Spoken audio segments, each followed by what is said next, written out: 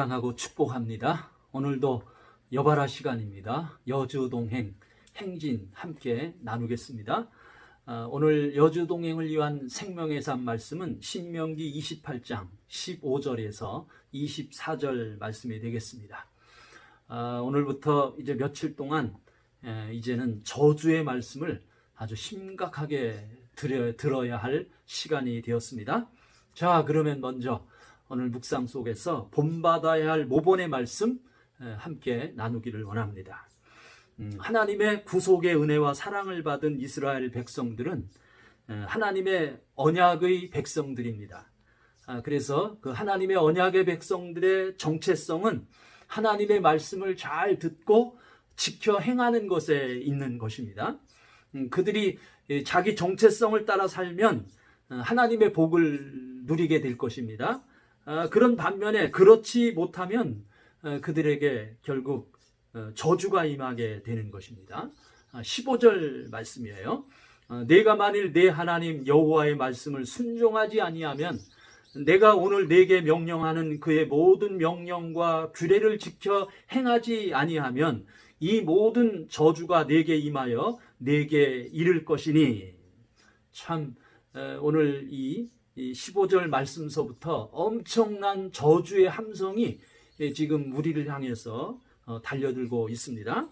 그래서 저주가 오늘 내게 임하는 원인은 하나님의 말씀을 순종하지 않고 하나님의 명령과 규례를 행하지 않음에 있는 것입니다. 참 중요한 것은 우리는 명심해야 합니다. 그것은 저주의 충격과 공포를 우리는 심각하게 깨달아야 알아야 하는 것입니다.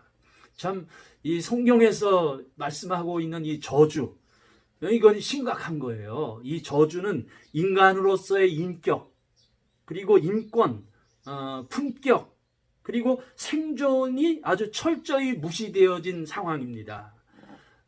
이 같은 것이 철저히 무시되어진 채 인생들을 향해 다가오는 것이 그것이 바로 저주입니다. 가장 기본적인 가족 관계조차도 저주 앞에서는 외면을 당하게 되어 있습니다. 이제 오늘을 포함해서 며칠 동안 이 저주의 말씀을 우리가 묵상하게 될 것입니다. 이 저주의 말씀을 묵상할 때 잠시 우리 스스로를 저 땅 아래에서 꿈틀대는 그 벌레의 심정에 둬야 할 것입니다. 이런 치명적인 저주의 탄환이 이제 하나님의 백성의 심장에 박힌 원인이 있죠.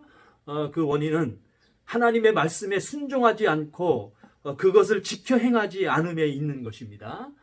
그래서 이제부터 우리는 특별히 더 정신을 차리고 하나님의 음성에 귀를 기울여야 할 것입니다. 자, 그러면요, 계속해서 이 저주의 그 말씀을 듣는데 순종해야 할 지시의 말씀 우리 함께 나누기를 원합니다. 16절입니다. 내가 성읍에서도 저주를 받으며 들에서도 저주를 받을 것이요. 성읍에든지 들에든지 모든 환경이 그만 저주의 터전이 된다는 것입니다. 17절입니다. 또 내 광주리와 떡반죽 그릇이 저주를 받을 것이요. 광주리와 떡반죽 그릇은 양식을 담는 일용할 양식을 담는 그릇입니다. 이것은 생명을 만들어내는 에너지입니다. 생명을 유지하는 에너지에 그만 저주가 임하는 거예요. 참 음식을 먹는 것은 곧 사람이 음식을 먹는 것이 이것이 아주 기본적인 행복입니다. 그런데 이 기본적인 행복, 기본적으로 누리는 이 행복이 거절되는 저주가 이제 임한다는 거예요. 또 18절 말씀입니다. 내 몸의 소생과 내 토지의 소산과 내 소와 양의 새끼가 저주를 받을 것이며 낳고 기름으로 생육하고 번성케 되는 하나님의 창조 질서에서 그만 저주로 외면을 당하게 된다는 거예요. 자, 또 21절에서 22절 말씀입니다. 여호와께서 내 몸에 연병이 들게 하사 내가 들어가 차지할 땅에 마침내 너를 멸하실 것이며 여호와께서 폐병과 열병과 염증과 학질과 한재와 풍재와 썩는 재앙으로 너를 치시리니 이 재앙들이 너를 따라서 너를 진멸하게 할 것이라. 엄청난 저주가 임하네요. 역병과 전염병의 저주, 그리고 극심한 가뭄과 건조한 열풍으로 인해서 농작물이 결실을 맺지 못하는 저주로 말미암아 아쉽게도 그만 이스라엘 백성이 약속의 땅에 들어갔지만 그러나 그들은 목표를 달성했지만은 그만 그곳에서 저주로 멸망당할 수 있다라는 저주에 대한 경고의 말씀이에요. 또 23절, 24절 말씀입니다. 내 머리 위의 하늘은 노시 되고 내 아래의 땅은 철이 될 것이며 여호와께서 비 대신에 티끌과 모래를 내 땅에 내리시리니 그것들이 하늘에서 내 위에 내려 마침내 너를 멸하리라. 하늘은 쪽빛이죠. 푸른 하늘을 하늘의 보물 창고가 되어 인간에게 하나님께서 허락하셨습니다. 그래서 때를 따라 비를 내리고 그리고 그 비를 받은 땅은 씨를 심어 식물과 곡식을 자라게 하도록 하나님께서 하늘과 땅에 복을 주셨는데, 그런데 엄청난 저주가 임함으로 말미암아 하늘과 땅에서 그만 생명이 외면을 보게 된다. 이런 저주에 대한 말씀이에요. 또 19절입니다.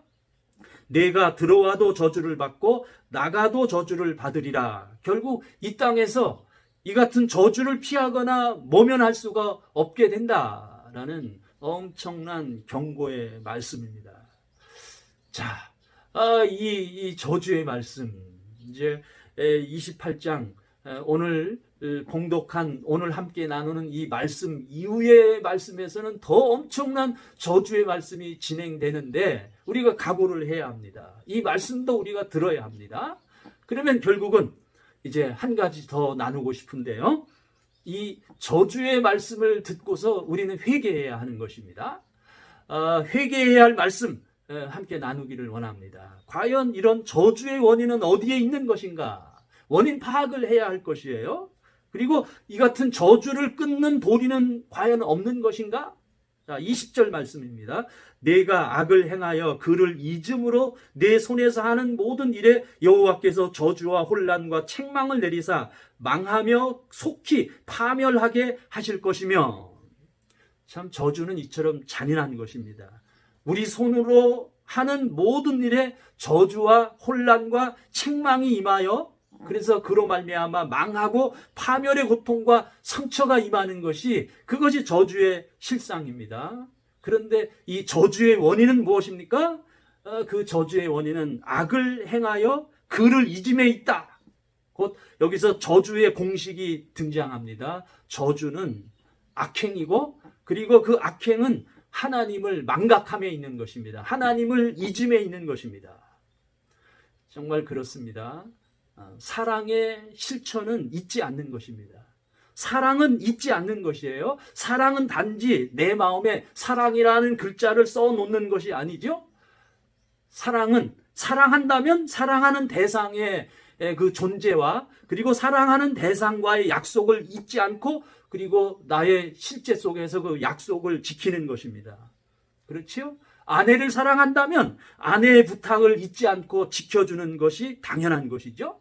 바로 여기에 저주를 끊는 길이 나오는 것입니다. 곧 저주의 원인은 우리가 하나님을 잊음에 있는 것입니다. 그러므로 저주를 끊는 길은 하나님을 기억하는 것입니다. 저주를 끊는 것은 하나님을 기억하고 그 하나님의 계명을 따르는 것에 있는 것입니다.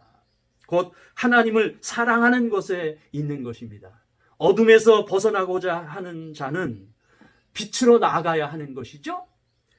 추위를 벗어나는 길은 따뜻한 난로 곁으로 가는 것입니다. 곧 우리가 저주에서 벗어나기 위해서는 하나님께로 나가는 것이 그것이 저주를 이기는 길이요 저주를 벗어나는 길입니다. 곧 하나님을 사랑하면 되는 것입니다.